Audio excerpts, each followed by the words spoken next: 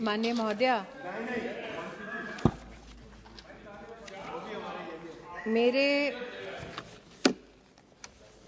संसदीय अनुभव में और प्रशासनिक अनुभव में ये पहली बार मैं स्वयं साक्षी रही कि एक प्राइवेट मेंबर बिल पर चर्चा शुरू हुई मार्च 2020 में और 5 सेशंस के माध्यम से लगभग 20 सांसद 6 अलग अलग तारीखों पर इस विशिष्ट चर्चा में सहभागी रहे। सर्वप्रथम मैं सभी सांसदों का आभार व्यक्त करती हूं कि इस चर्चा के माध्यम से उन्होंने हमारी देश भर की आंगनवाड़ी बहनों का सम्मान किया, उनका समर्थन किया, उन्हें सदन में महिमा मंडित किया। कुछ सेशन पहले मैंने एक विशिष्ट सांसद का भी अभिनंदन किया। जगदम्बिका पाल जी आज सदन में नहीं है, लेकिन इस 2 वर्ष की अवधि में सबसे लंबा अगर किसी ने प्रस्तावना की सदन में आंगनवाड़ी बहन के समर्थन में, तो वो सौभाग्य जगदम्बिका पाल जी को प्राप्त है। मैं उनकी अनुपस्थिति में ही सही, लेकिन पुनः सीनियर मेंबर ऑफ पार्लियामेंट का मैं अभिनंदन करती हूं, उनके प्रति आभार व्यक्त करती हूं। महोदया, इस सदन में दानिश भाई ने भी थोड़ी सी मेरी चुटकी ली और भाइयों का तो विशेष अधिकार है, मैं जेंटलमैन नहीं कह रही हूँ, भाई कह रही हूँ, आशा करती हूँ वो स्वीकार होगा। लेकिन इस सदन में कई विशिष्ट व्यक्ति जो ट्रेजरी बेंच से नहीं हैं, जिनके पास ये सौभाग्य रहा कि 1 दशक तक उन्होंने सत्ता की गलियारों में ऐसे विषयों पर अपना कहीं ना कहीं मार्गदर्शन दिया अथवा प्रशासनिक ढांचे में नेतृत्व दिया अथवा तब की सरकार में अपना योगदान दिया। आज विपक्ष में उन्होंने आंगनबाड़ी सेविका बहनों के बारे में गुहार लगाई। ये सत्य है कि 1970 के दशक में ये पूरा का पूरा एडमिनिस्ट्रेटिव अप्रोच भारत में पहली बार स्थापित किया गया और उस वक्त जब 1975 में लगभग इसकी शुरुआत हुई, तब मात्र 33 प्रोजेक्ट्स में ही इतने विशाल देश में इसकी शुरुआत हुई।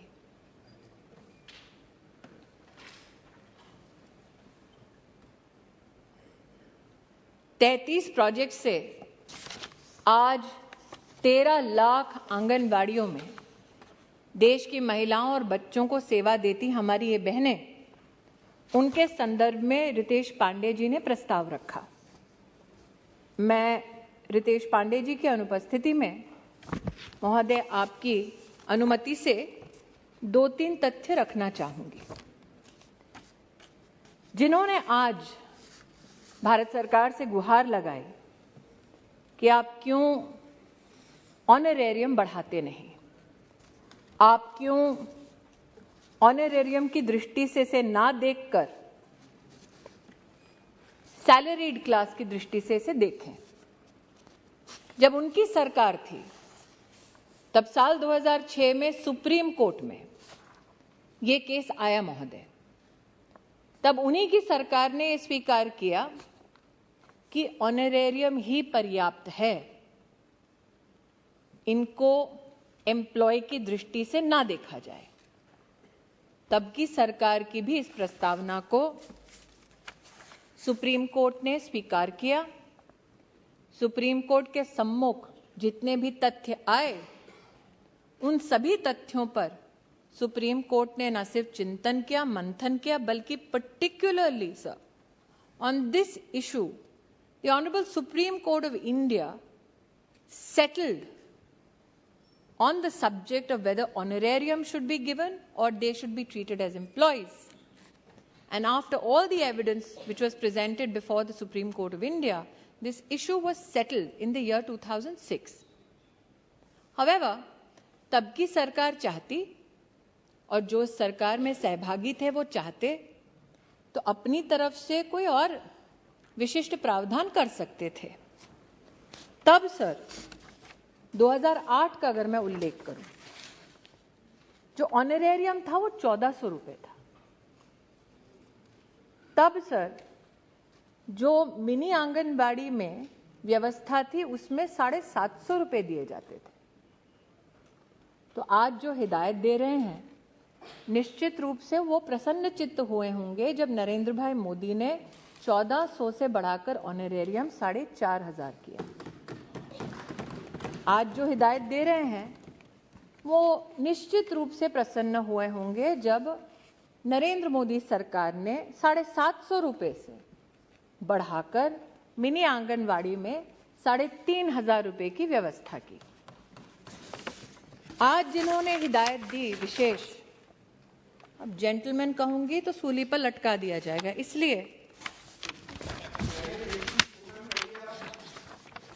इसीलिए और मेरी अपेक्षा भी नहीं है सर, जहां महामहिम राष्ट्रपति जी का स्वयं अपमान हो सकता है तो मैं क्या चीज हूं।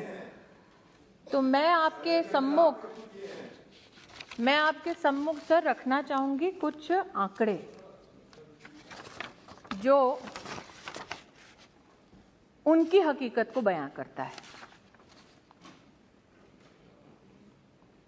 2011-12 sir, when the Congress-led UPA was in power,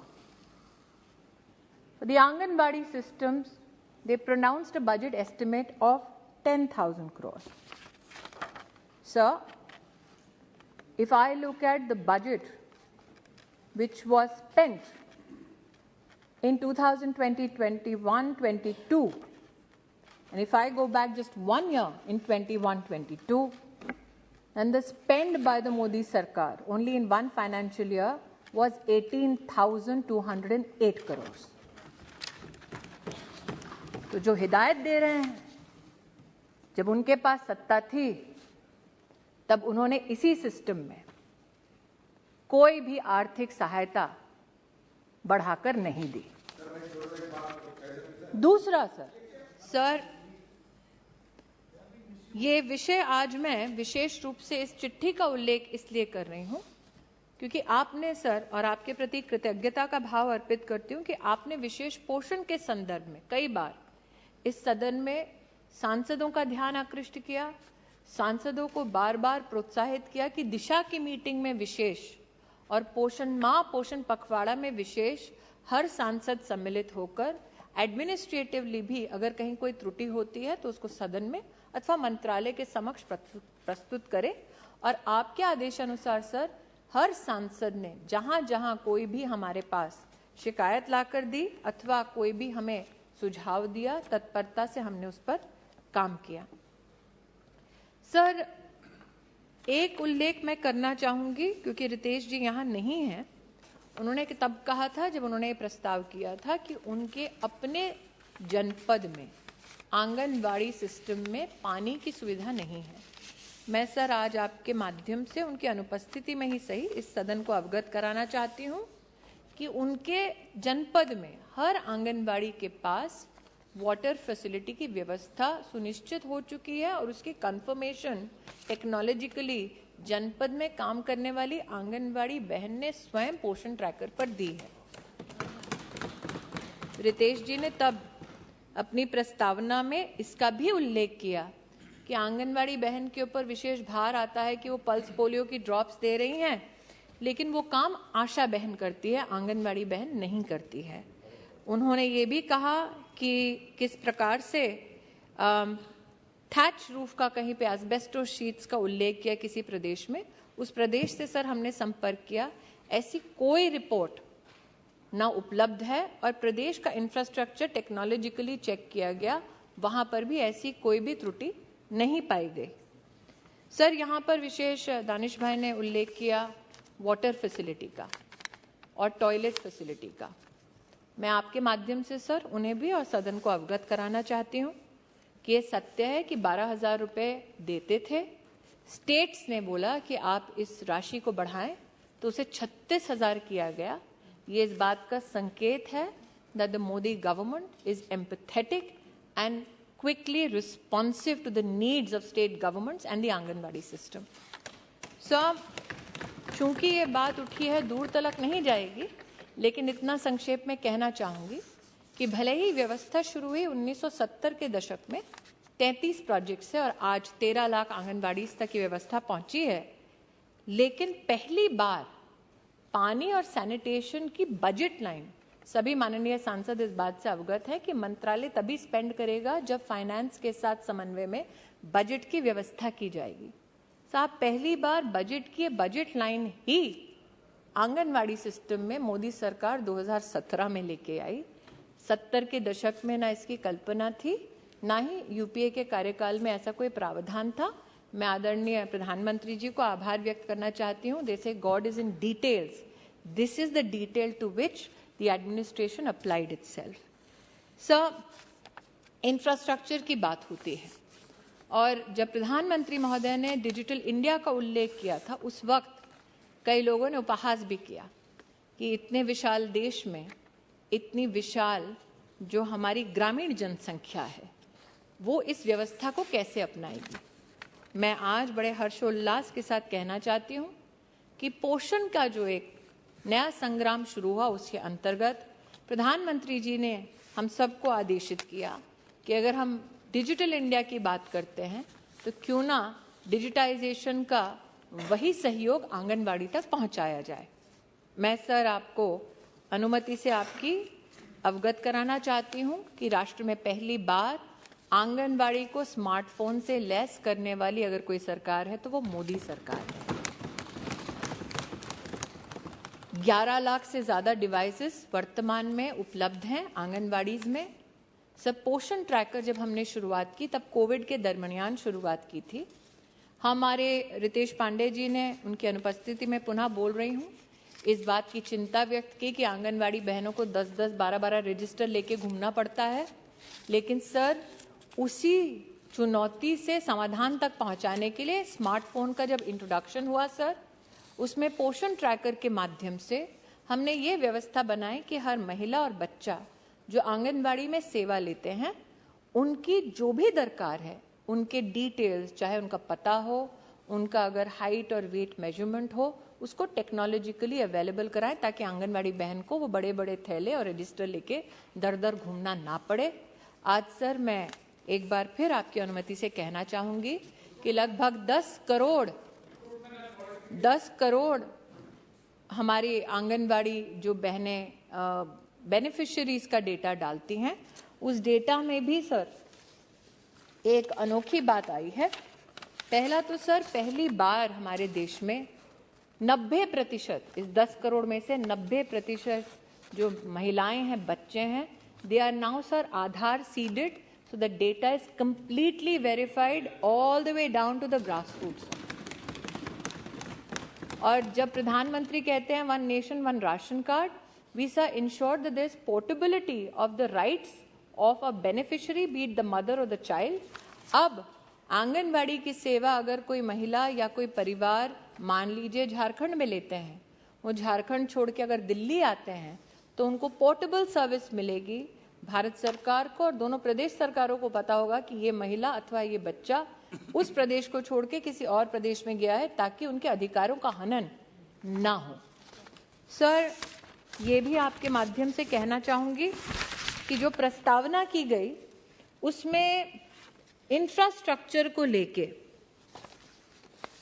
और इंफ्रास्ट्रक्चर के पीछे शायद मंशा यह है कि हम जिस उद्देश्य के साथ आंगनबाड़ी व्यवस्था को देखते हैं कि बच्चे के स्वास्थ्य को और गर्भवती महिला के स्वास्थ्य को कैसे सहायता मिले, सहयोग मिले, उसकी दृष्टि से सर मैं कहना चाहूंगी कि आज सबसे बड़ी जो इंफ्रास्ट्रक्चरल या इंटरवेंशन की दरकार थी वो थी कि हमने सिस्टम बना दिया, लेकिन सिस्टम में रिजल्ट मेजर करने की कोई भी व्यवस्था नहीं थी।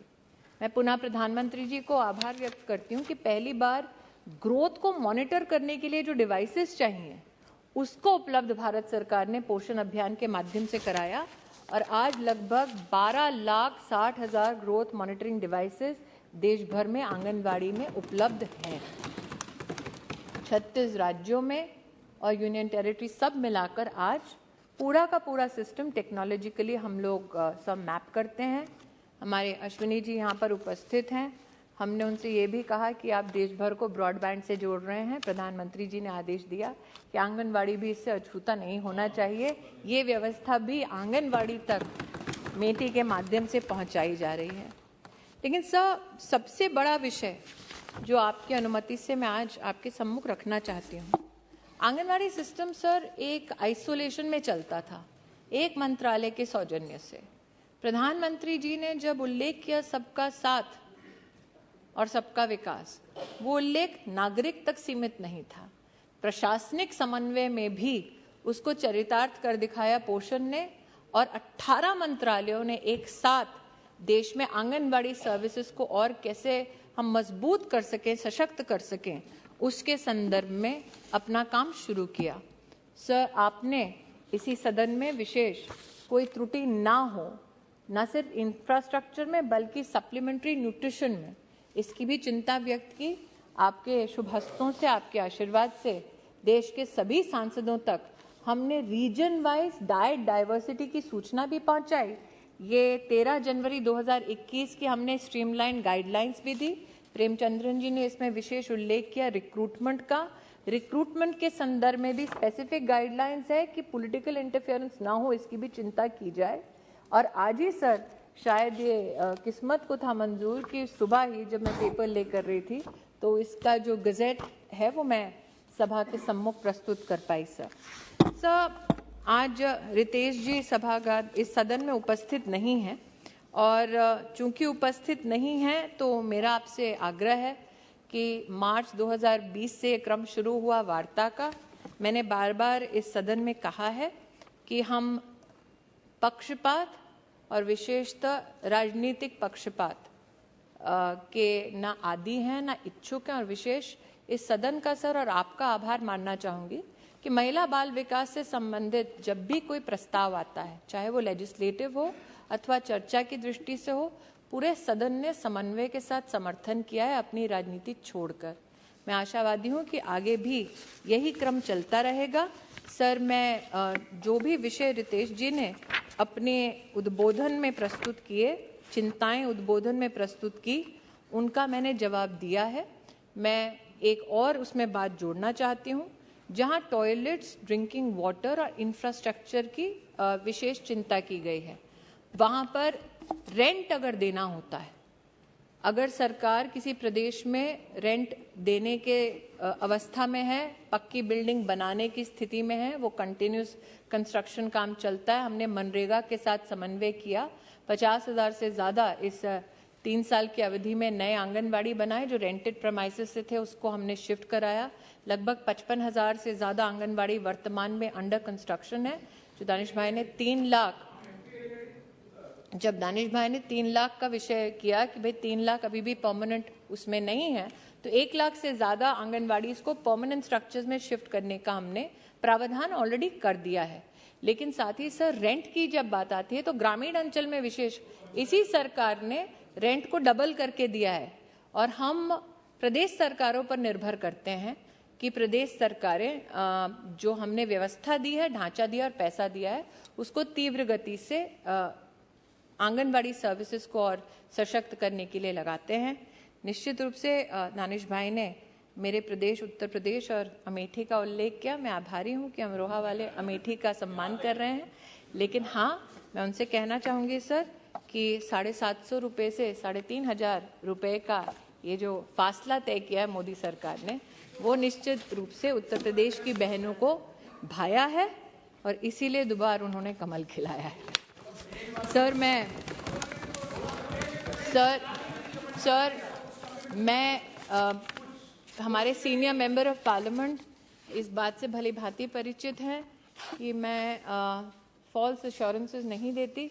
मैंने फैक्ट्स हाउस के सामने प्रस्तुत कर दिए। रितेश जी की अनुपस्थिति में सर, मैं सदन से यही आग्रह करूंगी कि आप मार्गदर्शन करें कि आगे मेरा मार्ग कैसे प्रशस्त।